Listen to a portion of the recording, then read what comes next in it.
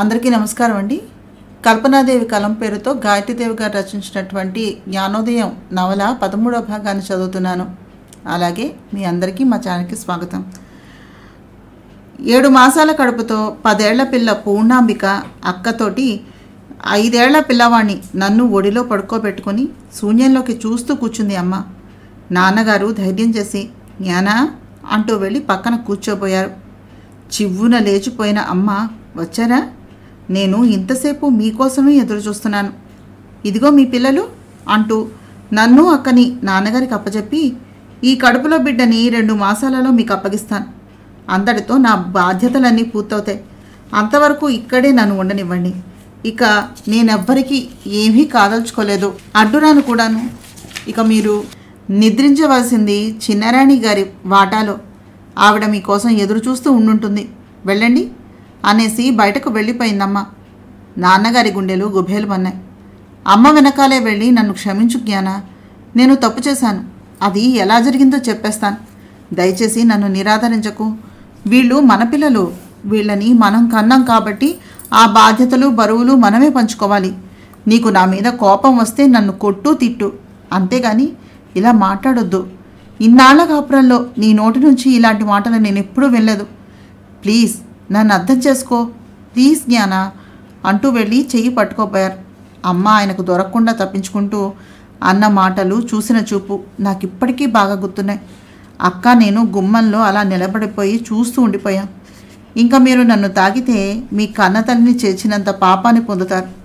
మీరు నాకు భర్త కాదు, నేను మీకు భార్యను కాదు. మీరు ఏ క్షణంలో మరో స్త్రీ మెడలో తాళిని కట్టారో ఆ క్షణంలోనే మన మధ్య ఉన్నటువంటి సంబంధం కాస్త తెగిపోయింది. ఇప్పుడు మీరు మహారాజు, నేను ఒక సేవికని. నాతో పాటు నా కడుపులో బిడ్డను కూడా అంతం చేయటం ధర్మం కాదు కాబట్టి బతికి ఉన్నాను. ఇంకో 2 నెలల్లో ఈ ప్రపంచంలో నాకున్న సమస్త బాధ్యతలు తెగిపోతాయి. అంతవరకు నన్ను ఇక్కడ గుట్టుగా తలదాచుకొనివ్వండి, వెళ్ళిపోండి అంది తీవ్రంగా, చూస్తూ శాసిస్తున్నట్టుగా. నాన్నగారు హృదయ విరోధారకంగా ఏడ్చేశారు. అమ్మ కాళ్ళ దగ్గర కూలబడి క్షమించమని ప్రార్థించారు. ఇక అమ్మకి ఎలాంటి ద్రోహము చేయనని ప్రమాణం చేశారు. నీ స్థానం నీదే, దాన్ని కలుషితం చేయలేను, ఎవరికి ఇవ్వలేను. నన్ను ముట్టుకోవటం ఇష్టం లేకపోతే కనీసం ఈ పిల్లలకు తల్లిగా అయినా ఉండిపో, అంతేగాని ఆత్మహత్య ప్రయత్నం మాత్రం చేసుకోకు. చేతులారా నేను చంపుకోలేను అంటూ ఏడ్చేశారు. అమ్మ కఠిన శిలలాగా నిలబడింది. నాన్నగారు వెళ్ళకపోవడంతో గదిలోకి వెళ్ళిపోయి తలుపులు మూసుకుందమ్మ. నాన్నగారు తలుపు తీయమని ఎంత ప్రాధేయపడి ఏడ్చినా ఆమె తలుపు తీయలేదు. అక్క ఏడుస్తూ తలుపు తీయమని ప్రార్థించింది. అమ్మ తీయలేదు. దాది అన్నం తెచ్చినా మేమెవ్వరం తినలేదు. నాన్నగారు నన్ను పిలిచి, అమ్మను తలుపు తీయమని అన్నం తినిపించు తండ్రి అన్నారు. నేను వెళ్ళి తలుపు కొట్టి, అమ్మ ఆకలేస్తోంది అని ఏడ్చాను. అమ్మ తలుపు తీసి నన్ను గబాల గుండెలకు హత్తుకుని అన్నం కంచం తీసుకుని మళ్ళీ తలుపులు మూసింది. నాన్నగారు గాఢంగా నిట్టూర్చి దాదీని కాపలా పెట్టి జాగ్రత్తగా చూడమని అక్కను తీసుకుని వెళ్ళిపోయారు. అమ్మ నాకు అన్నం తినిపించింది. నేను అమ్మకు తినిపించాను. నన్ను పక్కలో వేసుకుని పడుకుంది. నాన్నగారు రోజూ వచ్చి అమ్మని బతిమలాడటం, అమ్మ చెవిటిదానిలాగా పెడముఖం పెట్టడం, నాన్నగారు నా చేత తలుపు తీయించి ఆహారం, పళ్ళ రసాలు అమ్మకి సరఫరా చేయించడం జరిగిపోతోంది. దాది పిలవగా వెళ్ళి స్నానం చేసి బట్టలు మార్చుకునేది. దాది చిక్కు తీసి నూనె రాసి ముడివేసేది. అమ్మ కుంకుమను ధరించేది. బట్టలు కట్టుకుని ఒట్టు పెట్టుకోవటం మాత్రం చేసేది కాదు. నేను తినిపించిన అన్నం తినేది. నా చేత్తో ఇచ్చిన రసాలు తాగేది. నేను ఏడిస్తే నన్ను దగ్గరకు తీసుకుని ఓదార్చేది. మిగిలిన సమయం అంతా ఎక్కడో శూన్యంలోకి చూస్తూ సర్వస్వాన్ని కోల్పోయిన దానిలా ఉండేది. నాన్నగారి అడుగుల సవ్వడికి లేచి నిలబడేది. రోజూ నాన్నగారు క్షమించబడటం, ఇంకా నెల అని అమ్మ నవ్వటం మామూలుగా జరిగిపోతున్నాయి. అమ్మకి 9వ నెల వచ్చాక డాక్టర్ని దివాణంలోనే ఉంచేశారు. మందులు మింగేది కాదు, అందుకని ఇంజెక్షన్స్ చేయించేవారు. అసలు ఆ శరీరం తనది కానట్టుగా రాయిలా ఉండేది మా అమ్మ. అమ్మ దూరం అయ్యాక నాన్నగారికి ఆవిడ మీద ఆపేక్ష, అనురాగం అధికమైపోయాయి. చిన్నమ్మను అసలు పట్టించుకునేవారు కారు. అయినా ఆవిడ చింతించలేదు. మహారాణి అధికారం హస్తగతం చేసుకుని తృప్తిపడింది. అప్పుడు ఇలా అంతఃపురాల్లో ఉండేవాళ్ళం కాదు. ఈ అంతఃపురాలకు 3 కిలోమీటర్ల దూరంలో తాతల నాటి ఒక దివాణం ఉండేది. అందులో ఉండేవాళ్ళం. అమ్మకి ఎలా ప్రసవం అవుతుందోనని, బతుకుందో లేదోనని బెంగ నాన్నగారిని బ్రహ్మరాక్షసులా మారి పీక్కు తినేసేది. 3 పసిపిల్లలతో విముఖురాలైన భార్యతో భారంగా ఎలా బతకాలో అర్థమయ్యేది కాదు ఆయనకు. గంటల తరబడి అమ్మ గది ముందు కూర్చుని సిగరెట్టు తగలేస్తూ ఉండేవారు. ఏ దేవుని అనుగ్రహమో అమ్మకు సులువుగానే ప్రసవం అయిపోయింది. ఆడపిల్ల పుట్టింది. జ్ఞాన ఎలా ఉంది అని నాన్న మంచం సమీపించి అడిగితే, నాకేం, నిక్షేపంలా ఉన్నాను, ఇదిగో మీ అమ్మాయి అని చూపించేది. 11వ రోజు బారసాల జరిపించటం అలవాటున్న నాన్నగారు, జ్ఞాన పాపకి ఏ పేరు పెడదాం, రేపే కదా బారసాల అని అడిగారు తెలివిగా. మీ ఇష్టం, మీ చిన్నరాణితోటి జరిపించుకోండి బారసాల అని చెప్పింది. అంటే నాన్నగారి భార్యగా ఇక ఆయన పక్కన కూర్చోవటం జరగదని చెప్పేసిందన్నమాట. నాన్నగారు 11వ రోజు పుణ్యాహవచనం చేయించారు. అంతే, బారసాల వాయిదా వేయించారు. ఆ రోజు సాయంత్రం రోజులాగే నాన్నగారు వచ్చారు. అమ్మ ఆ పసికందును తెచ్చి, ఇదిగో మీ స్వర్ణపతిమ, పెంచుకోండి అని నాన్న చేతుల్లో పెట్టేసి తలుపులు మూసేసుకుంది. ఈ 11 రోజులు బాగానే ఉంది కదా అనే ధైర్యం సన్నగిల్లిపోయింది నాన్నగారికి. ఆ పిల్లను దాదీకి అప్పగించి నన్ను అక్కని పక్కన కూర్చోబెట్టుకుని ఆ గది గుమ్మానికి కాపలా కూర్చున్నారు. అమ్మ ఎలాంటి అఘాయిత్యం చేయకుండా నన్ను పాదాల మీదకు తోయాలని ఆయన ఆలోచన. రాత్రి 12 అయ్యేసరికి నాన్నగారు గోడకు జారబడి నిద్రలోకి జారిపోయారు. నాకు మెలకువ వచ్చింది. బద్ధకంగా నాన్నగారి ఒడిలో అసౌకర్యంగా కదులుతూ ఉన్నాను. అమ్మ మెల్లగా తలుపు తీసి వచ్చి నాన్నగారి పాదాలకు నమస్కరించి అక్క తలను నిమిరి నా నుదురును ముద్దాడి దివాణం వెనుక ఉన్న మూసీ నది వైపుగా వెళ్ళిపోయింది. నేను నాన్నగారిని లేపి, నాన్నా అమ్మ వెళ్ళిపోయింది అని చెప్పాను. ఎక్కడికి అంటూ ఆదుర్దాగా లేచిపోయారు. నేను వేలు పెట్టి చూపించాను. జ్ఞానా జ్ఞానా అని అరుస్తూ నాన్నగారు పరిగెత్తారు. ఆయన వెంట నేను అక్క పరిగెత్తాం. మా కేకలకు అంతా లేచి లైట్లు తీసుకుని తలోమూలకు పరిగెత్తారు. అమ్మ మూసీ నదిలో నడుములోతుకు దిగగానే ఏదో కాళ్ళకి అడ్డం పడింది. దాన్ని నెట్టి వెళ్ళాలని అమ్మ 4 సార్లు పక్కకి కాళ్లతో నెట్టినా అది మళ్ళీ అమ్మ కాళ్ళకే అడ్డం పడటంతో అమ్మ విసుగ్గా దాన్ని తీసి ఎత్తి అవతలకు విసరబోయి యథాలాపంగా చూసింది. అది 3 అడుగుల ఎత్తున్న ఆ శ్యామసుందరుని విగ్రహం. ఆ శ్రీకృష్ణ పరమాత్మ దివ్యసుందర రూపం చూడగానే అమ్మలోని అజ్ఞానజనితమైనటువంటి కోపం, అహంకారం, నాన్నగారి పట్ల ఉన్నటువంటి ద్వేషం, జీవితం పట్ల విరక్తి, ఆత్మహత్య చేసుకోవాలనే పట్టుదల తొలగిపోయి జ్ఞానోదయం అయింది. తనకు పనికిరాని ఆ బతుకును ఆ భగవంతుని ఆరాధనలో తన జన్మ పునీతం చేసుకోవాలనే బుద్ధి పుట్టింది. ఆ పరమాత్మని గుండెలకు హత్తుకుని మాకు ఎదురు వస్తూ, భయపడకండి, ఇంకా నేనేమీ అయిపోను, నాకు జ్ఞానోదయం అయింది, ఈ స్వామి సేవలో తరించిపోతాను, ఈ ప్రాపంచిక చింతలు నశించిపోయాయి, ప్రశాంతంగా భగవద్ధ్యానం చేసుకోవటానికి ఏర్పాట్లు చేయించండి. నా ఇష్టానికి విరుద్ధంగా మీరు కనుక ప్రవర్తిస్తే ఈ స్వామితో అడవిలోకి వెళ్ళిపోతాను. నా ఏకాంతానికి భంగం కలిగించక సహకరిస్తే ఆ దైవం తీసుకెళ్లేంత వరకు మీ దగ్గరే తలదాచుకుంటాను. నా ఆధ్యాత్మిక మందిరం ప్రత్యేకంగా ఉండాలి. అక్కడ ఎలాంటి బంధాలకు తావులేని ప్రశాంత వాతావరణం ఉండాలి అని చెప్పింది. సంతోషం జ్ఞాన, నేను నీకోసం ప్రత్యేకంగా ఓ మందిరాన్ని నిర్మిస్తాను. అంతవరకు నీకు నచ్చిన చోట నీ స్వామిని ప్రతిష్ఠించి పూజించుకో అన్నారు తేలిగ్గా నిశ్వసిస్తూ. అమ్మ తన గదిలోనే పీట మీద స్వామిని పెట్టుకుని ఆ స్వామి పాదాలకు తలను తాకించి కళ్ళు మూసుకుంది. ఆ రోజుతో అమ్మ జీవితం మలుపు తిరిగిపోయింది. నీకు ఎక్కడ మందిరం కావాలో చెప్పు అని అడిగితే చూపించింది. ఆ ప్రదేశంలో ఆవిడకు ప్రత్యేకంగా మందిరం నిర్మించిన నాన్నగారు ఆవిడ్ని చూడకుండా ఉండలేక తనకి కూడా అక్కడే ఓ మందిరాన్ని కట్టించుకున్నారు. అమ్మను స్వామిని బంగారు పల్లకిలో ఎక్కించి ఊరంతా ఊరేగించి తీసుకుని వచ్చి మేడ మీద మందిరంలో ఆ మురళీమోహనుణ్ణి ప్రతిష్ఠించారు. ఆ తర్వాత చిన్నమ్మ తనకు కూడా అలాంటి ప్రత్యేకమైన మహల్ కావాలంటే ఆవిడకు కూడా కట్టించి ఇస్తూ మా అందరికీ తలో మందిరాన్ని కట్టించేశారు. చిన్నమ్మ దాదుల సహాయంతో ఆ పసికందును పెంచింది. అమ్మ స్వర్ణ అన్నదని నాన్నగారు ఆ పేరే ఖాయం చేసి స్వర్ణాంబిక అని చెల్లాయికి పేరు పెట్టారు. అమ్మ ప్రతినిత్యము నదికి వెళ్ళి స్నానం చేసి ఓ కలసంతోటి నీళ్లను తెచ్చుకుంటుంది, పువ్వులు కోసుకుంటుంది. పళ్ళు పాలు నాన్నగారు పంపిస్తారు. ఆ పాలు పళ్ళు స్వామికి నివేదన సమర్పించి అవే తీసుకుని ఆ స్వామి తప్ప రెండో ప్రపంచం అనేది లేకుండా బతికేస్తోంది.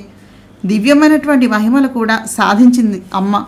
20 సంవత్సరాలు అయిపోయింది అమ్మ యోగినిగా మారిపోయి. అంతా మాతాజీ అని పిలుస్తారు. ఈ 20 సంవత్సరాలలో నాన్నగారు మొదట్లో అమ్మను మళ్ళీ ప్రసన్నం చేసుకుని ఆవిడతోటి సంసారం చేయాలని, ఆవిడ యవ్వనం అడవిన కాసినటువంటి వెన్నెల చందం కాకూడదని, పట్టమహిషిగా న్యాయం చేయాలని ప్రయత్నించి అమ్మ తిరస్కారానికి ఆగ్రహానికి గురి అయినాక ఇంకా ఆ విషయాలను మానేశారు. అమ్మ నా మాట వింటుంది, పిలుపుకు పలుకుతుంది, మాట్లాడుతుంది. అందుకని నాన్నగారు ముఖ్యమైన విషయాలు ఏమన్నా ఉంటే సంప్రదించడానికి నన్ను పంపించేవారు. చిన్నమ్మ నన్ను అక్కని స్వర్ణని చాలా ఆదరంగా అభిమానంగా చూసేది. స్వర్ణను ఆవిడే పెంచింది దాదుల సహాయంతో. అమ్మ ఆ విధంగా యోగినిగా మారాక ఊహ తెలిసిన నేను ఎక్కడ బెంగ పెట్టుకుని తనకి దూరమైపోతానో అనే భయంతో నాన్నగారు నాకు చాలా గారం చేశారు. కా అంటే కా, కీ అంటే కీగా జరిపించారు. అంతేకాక నాకు ఎంత డబ్బు కావాలన్నా ఎందుకు అని అడగకుండా తీసుకుని వాడుకోమని సర్వస్వతంత్రుణ్ణి చేసేశారు. నాన్నగారి స్నేహితుడు దుర్గాపురం జమీందార్ ఫణేంద్ర భూపతి గారి అబ్బాయి శ్రీనివాస భూపతికి అక్కయ్య పూర్ణాంబికను ఇచ్చి వివాహం చేయాలనే సంకల్పం కలిగింది నాన్నగారికి. నన్ను తీసుకుని అమ్మ దగ్గరకు వెళ్ళి నా చేత చెప్పించారు. అమ్మ అంగీకారంగా తల పంకించింది. 11 ఏళ్ల వయస్సులో 16 సంవత్సరాల కుర్రవాడైన శ్రీనివాస్ భూపతితోటి అక్క వివాహం బ్రహ్మాండంగా జరిగిపోయింది. కన్యాదానం మనం ఇద్దరం చేద్దాం, 1 గంట నా భార్యగా నా పక్కన కూర్చోలేవా అని నాన్నగారు ప్రార్థిస్తే నేను మరో స్త్రీకి నేను కట్టుకున్న భర్తనే దానం చేసేశాను. ఇక నేను ఏ కర్మలు చేయను. ఈ భవబంధాలకు అతీతమైనటువంటి భగవత్ సాన్నిహిత్యం తప్ప నాకు ఈ ప్రపంచంతో సంబంధం లేదు అని చెప్పేసింది. చిన్నమ్మను భార్యగా చేసుకుని ఆవిడతో ఆ పెళ్లిని జరిపించి ఇక ఆవిడతోనే స్థిరపడిపోయారు నాన్నగారు. శ్రీనివాస భూపతితో పెళ్ళయ్యాక అక్క 1-2 సార్లు అత్తవారింటికి వెళ్ళింది. ఆ తర్వాత వాళ్ళ అత్తగారి గయ్యాళితనానికి భయపడి వెళ్ళటం మానేసింది. 15 సంవత్సరాల వయసు వచ్చాక అక్క బావలను ఏకశయ్య గతుల్ని చేశారు నాన్నగారు.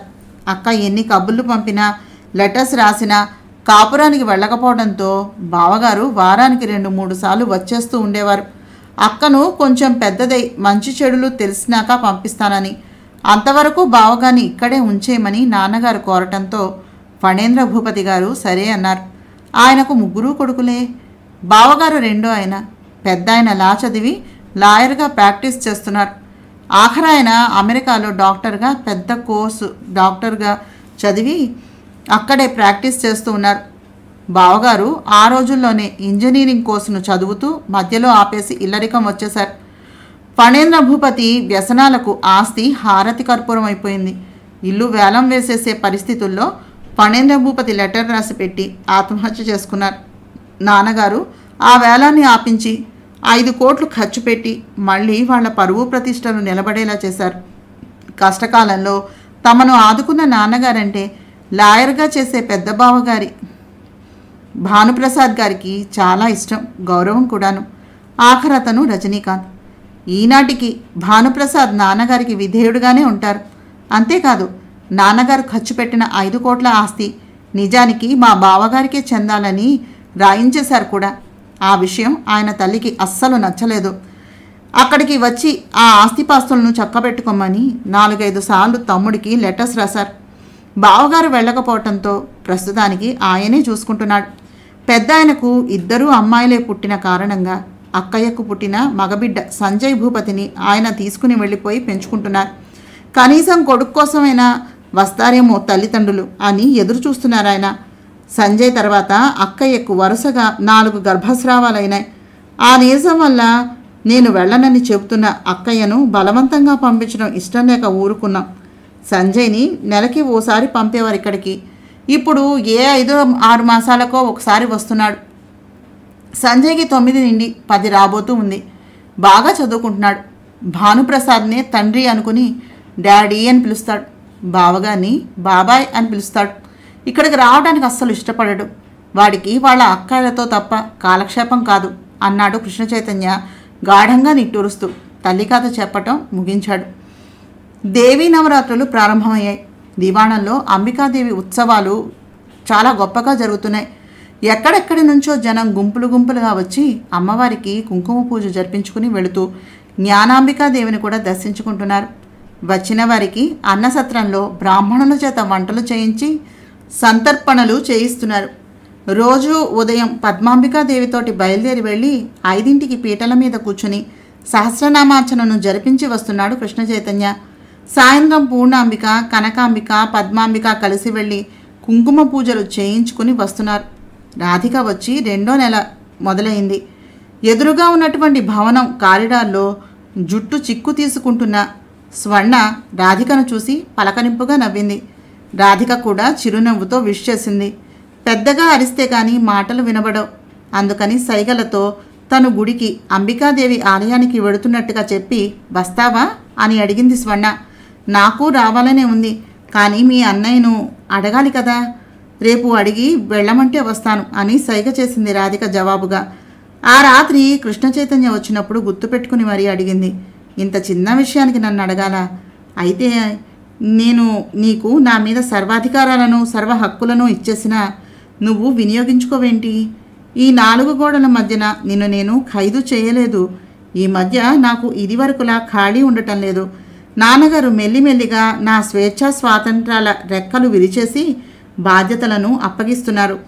ఆయన అనారోగ్యం దృష్ట్యా కాదనలేకపోతున్నాను. నేను ఏదైనా మొదలు పెట్టకుండానే ఉండాలి. మొదలు పెట్టాక ఆద్యంతాలు చూడందే వదలటం నాకు చేత కాదు. నేను తీసుకెళ్ళి చూపించలేదని నువ్వు ఏమీ అనుకోవద్దు. స్వర్ణతోటి మన గుర్రపు కోచ్లో వెళ్ళు, నేను వీరయ్యకి చెప్తాను అంటూ వంగి ఫోన్ రిసీవర్ తీసి నెంబర్ డైల్ చేశాడు. స్వర్ణ పలికింది. హలో స్వర్ణ, నేను అన్నయ్యని మాట్లాడుతున్నాను అన్నాడు నవ్వుతూ కృష్ణ చైతన్య. రాధిక అతని వైపే చూస్తోంది శ్రద్ధాశక్తులతోటి.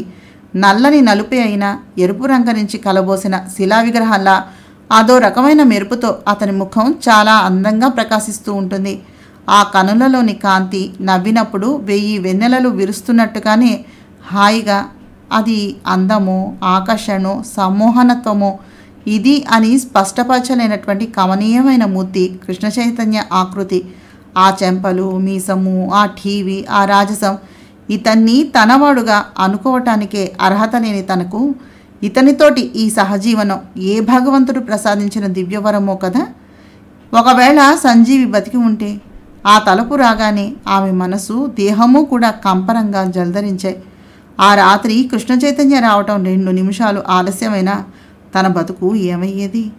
పవిత్రతను కోల్పోకుండా కాపాడి ఇంత అపురూపమైనటువంటి జీవితాన్ని ప్రసాదించిన ఈ కృష్ణ చైతన్యను నిజంగా తనెలా కృతజ్ఞతలు చెప్పుకోగలదు అనిపించింది. కన్నులలో నీళ్లు తిరిగాయి. అవి అతని దృష్టికి సోకకుండా తుడిచేసుకుంది గబగబా రాధిక.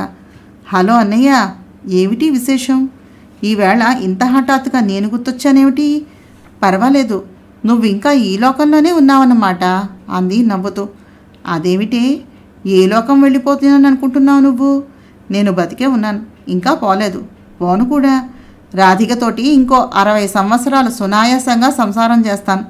నాకు 90 సంవత్సరాల ఆయుర్దాయం ఉందని అమ్మ చెప్పింది అన్నాడు నవ్వుతూనే రాధికను క్రీగంట గమనిస్తూ కృష్ణ చైతన్య. చచ్చ, నేను ఆ ఉద్దేశంతో అనలేదురా బాబు. రాధికతో కోరుకున్న జీవితాన్ని అనుభవిస్తూ నువ్వు స్వర్గలోకంలో విహరిస్తూ మమ్మల్ని మర్చిపోయావు అనుకున్నాను అంది అన్నగారిని అల్లరి పట్టిస్తున్నట్టుగా నవ్వుతూ స్వర్ణ. జ్ఞాపకం ఉంచుకుంటాను స్వర్ణ, ఈ మాట నీకు పెళ్ళయి బావగారు వచ్చాక బదులు తీర్చుకోకపోతే చూడు. స్వర్గంలో విహరించేది ఆవిడ సాన్నిహిత్యాన్ని ప్రసాదించే ఆకాశేపే, ఆ తర్వాత మళ్ళీ మామూలే. నువ్వేమో మొన్న రాధికతోటి నేను మాట్లాడవచ్చా, కాలక్షేపం కానప్పుడు ఆమెతో గడపవచ్చా అని అడిగావు కదా. రాధికేమో మీ చెల్లెలు గుడికి రమ్మంది, వెళ్ళొచ్చా వద్దా అని అడుగుతోంది. అసలు మీరిద్దరూ నన్ను ఏమనుకుంటున్నారే? ఆ మాత్రం స్వేచ్ఛా స్వాతంత్రాలు కూడా ఇవ్వని కర్కోటకుణ్ణి అనుకుంటున్నారా? ఇప్పుడు చెప్తున్నాను, మీ ఇద్దరూ ఫ్రెండ్లీగా ఉండండి. నువ్వు పద్మతో కానీ చిన్నమ్మతో కానీ అక్కతో కానీ కలవలేవు. కనీసం రాధతోనైనా కలిసి స్నేహ మాధుర్యాన్ని పొందగలుగుతావేమో చూస్తాను. ఈ ఆవరణ దాటి వెళ్ళనంత వరకు మీరు ఈ దివాణాల్లో ఎక్కడికి వెళ్ళినా నేను నా అభ్యంతరాన్ని ఏమీ చెప్పను, సరేనా? ఆడవాళ్లను బయటకు పంపిస్తే పరాయి మగవాళ్ల వల్ల ఎలాంటి ప్రమాదం వస్తుందో అని వెళ్ళొద్దంటున్నాను, అంతే. ఇక నుంచి రోజు నువ్వు ఇక్కడికి రా, లేదా రాధిక అక్కడికి వస్తుంది, మీ ఇష్టం, సరేనా అన్నాడు నవ్వుతూ. థ్యాంక్స్ అన్నయ్య, థ్యాంక్స్ అలాట్. అయితే సాయంత్రం మేమిద్దరం రేపు గుడికి వెళ్తాం.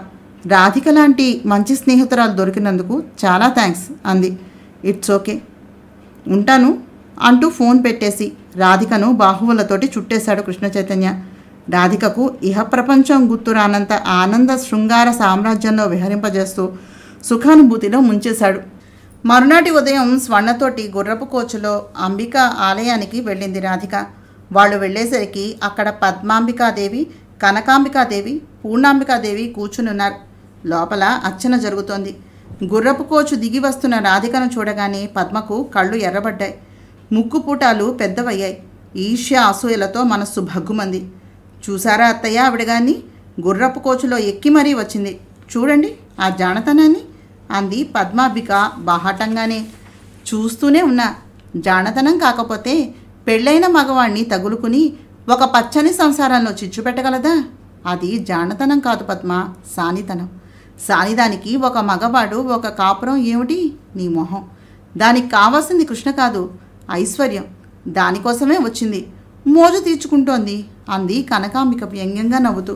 పూల సజ్జతో మెట్లెక్కి పైకి వెళ్ళిన రాధిక ఆ వాక్సరాలు విని తెల్లపోయింది. స్వర్ణకి మనస్సు చివుక్కుమంది. రాధిక ఏమనుకుంటుందో అన్నట్టుగా ఆమె వైపు ఆదుర్దాగా చూసింది. పూజారి రాజకీయ చేతిలో ఉన్నటువంటి పూల సజ్జను తీసుకుని గోత్రం పేరు చెప్పండమ్మా అన్నాడు. ఎంతమంది గోత్రాలు చెబుతుంది పాపం, గుర్తుపెట్టుకోవటం కష్టం కదా. ప్రస్తుతం ఉంటున్నది యువరాజా వారి ఉంపుడు కత్తెగా, ఆ గోత్రమే చదివేయండి అంది కనకాంబిక ఎకసక్కంగా నవ్వుతూ. రాధిక కళ్ళల్లో చివ్వున చిమ్మిన కన్నీళ్లు జలజల బుగ్గల మీదకు జారిపోతూ ఉండగా కళ్ళు దించుకుని పైపంటితో కింద పెదవిని కొరుకుతూ దుఃఖాన్ని బలవంతంగా నిగ్రహించుకోసాగింది. పూజారి కృష్ణ చైతన్య గోత్రనామాలతోటి అర్చనను ముగించాడు. రాధికను ఎందుకు తీసుకువచ్చానా అని స్వర్ణ చాలా నొచ్చుకుంది లోపల.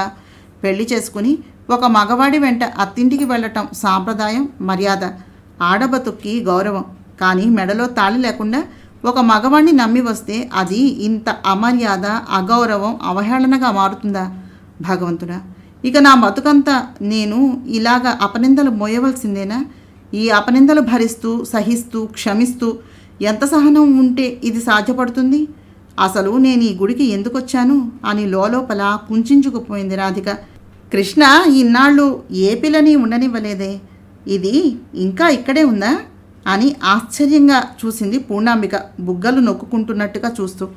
ఒక్కసారి ఆ గుర్రపు కోచులో నన్ను తీసుకుని వెళ్ళమని ఎన్నిసార్లు ఆయన అడిగానో, ముద్దుకి ఒక్కసారి కూడా నన్ను ఎక్కించుకుని ముచ్చట తీర్చని ఆ పెద్ద మనిషి ఇప్పుడు దాన్ని పంపాడు అంటే అర్థం ఏమిటి అంది చింతనిప్పుల్లాగా మెరిసే కళ్ళతో పద్మ. నీకంటే అదే ఎక్కువ అని చెప్పడం ఇది వయస్సు బులపాటమే తల్లి అంది కనకాంబిక. చూడు, ఇలాంటివి మనసులో పెట్టుకుని మథన పడకూడదు. ఈ రాతికి తేల్చేయి.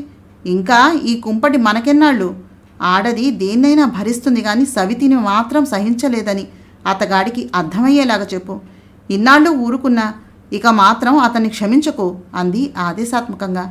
తీర్థము పాదుకలు తీసుకుని మెట్లు దిగేసింది రాధిక. ఆ హోమాలు, నగలు, ఆ ఖరీదైన చీరలు చూడు. సిగ్గుసరం లేని మనిషి కాబట్టే తగుదునమ్మా అంటూ గుడికి కూడా బయలుదేరొచ్చింది. మానుషం ఉన్న ఆడదైతే అభిమానంతో చస్తుంది, కానీ ఇలా వస్తుందా? అందులో గుర్రపు కొచ్చులో పరాయి ఆడదాని సుఖాన్ని జుడుకోవాలని ఆశపడేది దొరసాని కాదు, సానే. ఆ లక్షణాలన్నీ అంత స్పష్టంగా కనిపిస్తూ ఉంటే తన్ని తరివేయాలే కానీ చూస్తూ ఊరుకుంటామేమిటి? ఇది వరకు ఆడవాళ్ళు వచ్చారంటే వాళ్ళు కేవలం డబ్బులకు ఆశపడి వచ్చారు కనుక ఆ డబ్బు ముట్టగానే వెళ్ళిపోయారు. ఇది డబ్బు కోసం రాలేదు, ఈ అనంత ఐశ్వర్యం కోసం, అధికారం కోసం, ఆధిపత్యం కోసం వచ్చింది. నువ్వు ఊరుకుంటే యువరాజా వారి చిన్న భార్యగా మారి సింహాసనాన్ని అధిష్ఠిస్తుంది.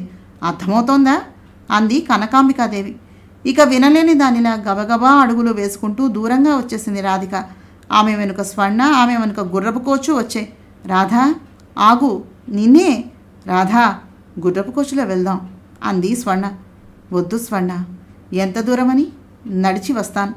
ఈ తోట పరిసరాలు చాలా బాగున్నాయి కదూ. వీరాయ్, యువరాణి గారిని జాగ్రత్తగా తీసుకుని వెళ్ళి ఇంటి దగ్గర దింపేసాయి. నేను కొంచెం సేపు ఇక్కడ సరదాగా విహరించొస్తాను అంది. నువ్వు ఎందుకు రానంటున్నావో నాకు అర్థమవుతోందిలే రాధా. ఇలాంటి వాళ్ళ మాటలను పట్టించుకోకూడదు, వాటిని తిప్పికొట్టాలి ధైర్యంగా. నిన్ను చూసి నేను చాలా ముచ్చటపడ్డాను.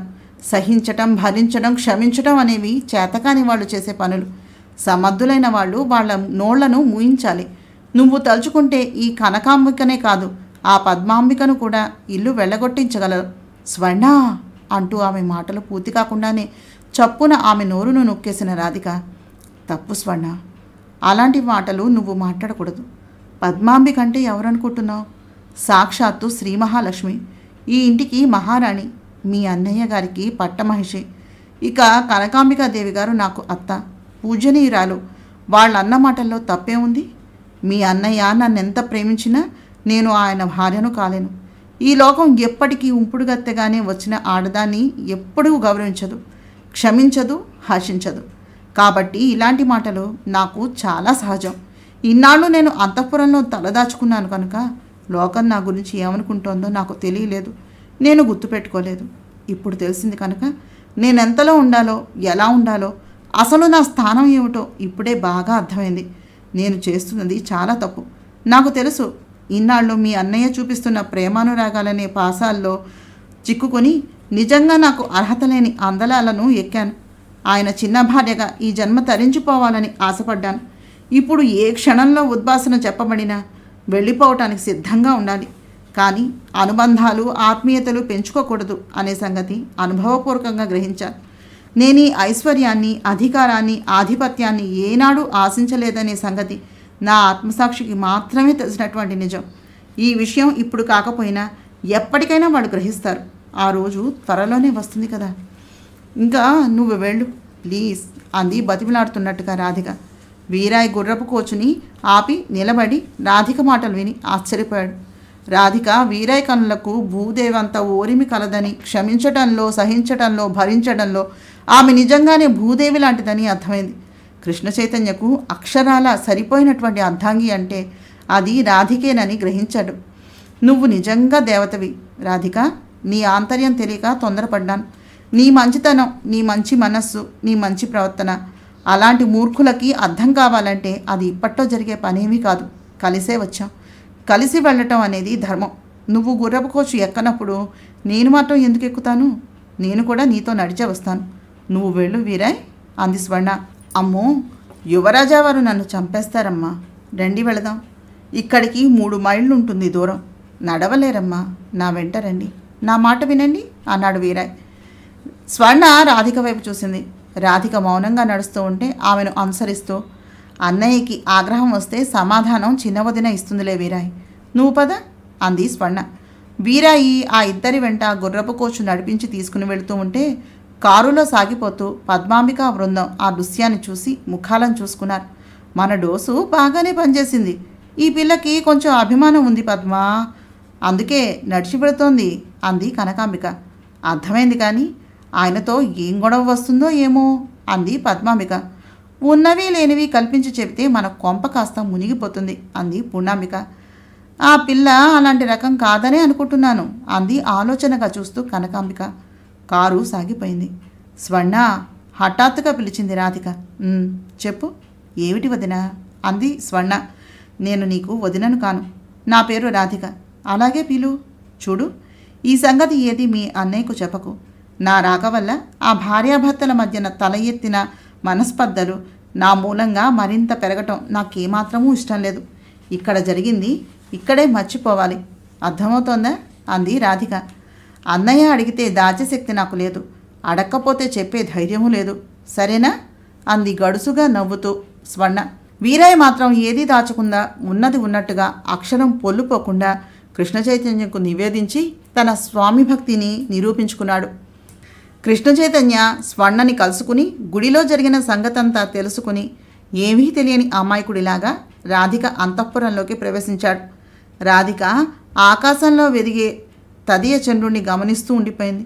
1 గంట సేపు ఇంటికి వచ్చి ఏడ్చేయగానే మనస్తాపం తగ్గి క్షమించే శక్తి, అర్థం చేసుకునే సామరస్యమూ వచ్చాయి.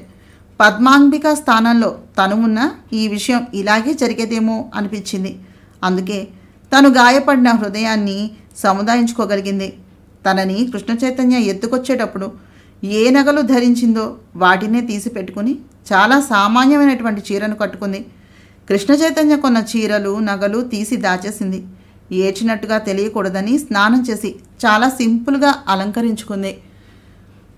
కల్పనాదేవి కలం పేరుతో గాయత్రీదేవిగా రచించినటువంటి జ్ఞానోదయం నవలను చదువుతున్నాను. నా ప్రయత్నం మీకు నచ్చినట్లయితే తప్పకుండా మా ఛానల్ సబ్స్క్రైబ్ చేసి షేర్ చేసి లైక్ చేసి కామెంట్ చేయండి.